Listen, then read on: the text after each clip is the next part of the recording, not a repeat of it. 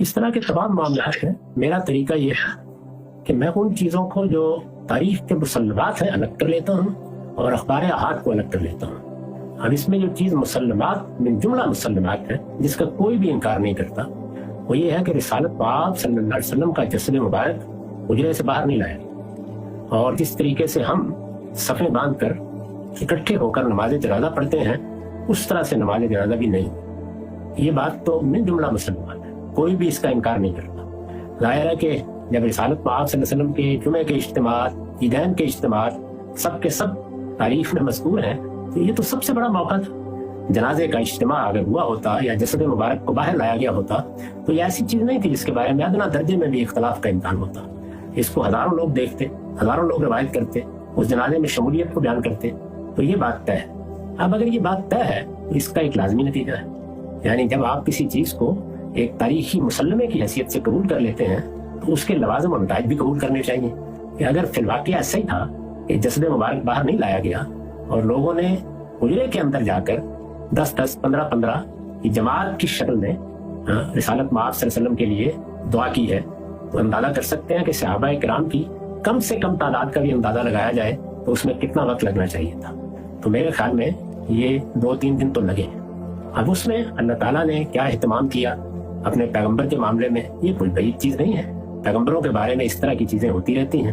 अगर सैयदना यूसुफ का उल्टा ये कमाल दिखा सकता है कि तंत्र नसीहा, तो ये तो उससे उसके मुकाबले में कोई बड़ी बात नहीं है। अल्लाह ताला ने एहतमाम कर दिया, हिफाजत फरमाई, और जिस तरह से इज्जत और इकराम के साथ तदफीन होनी चाहिए थी वो तदफीन हो गई। ये मामला तो मेरे नज़दीक वो है कि जो यानी एक मुसल्लमा हकीकत पर मबनी है। उसके बाद है अखबार अहाद। मिसाल के तौर पर यह बयान किया गया है कि जब गुस्ल देने के लिए कुर्ता उतारना चाहा गया तो उसमें भी जैसे एक हातिफ की आवाज़ आई और लोग रुक गए।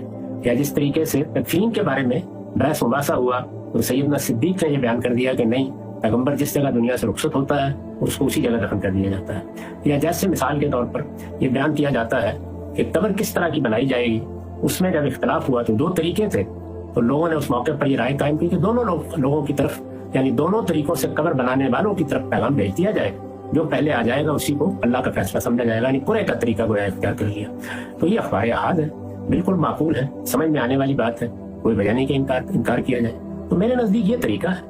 इसके सिवा जो क्या साराइयाँ हैं, जो इस तरह की चीजें हैं, वो आप जानते हैं कि बड़ी शख्सियात के बारे में, और ये तो पैगंबर की शख्सियत है, पैदा हो ही जाया करती हैं, उनसे सरफ नजर कर लेना चाहिए। इतनी बात जितनी मैंने बयान कर दी है इसका कोई इनकार नहीं कर सकता। रिसालत पाक सल्लल्लाहु अलैहि वसल्लम का जस्द मुबारक बाहर नहीं लाया गया, जनाजे का कोई एक बड़ा इज्तिमा नहीं हुआ, इसी तरीके से लोग टोलियों की शक्ल में जाकर दुरूद व सलाम भेजते रहे। जाहिर है कि यही जनाजा था आपके मामले में, पैगंबर की मौजूदगी में किसी को इमाम भी नहीं बनना चाहिए था। तो ये सारी बात तो बिल्कुल समझ में आती है, एक वाकया है, इसको तारीख में भी ऐसे ही नकल किया गया है, ये इसी तरीके से तवातुर के साथ मुंतकिल हुई है। इसके लवाजिम मैंने अर्ज कर दिए।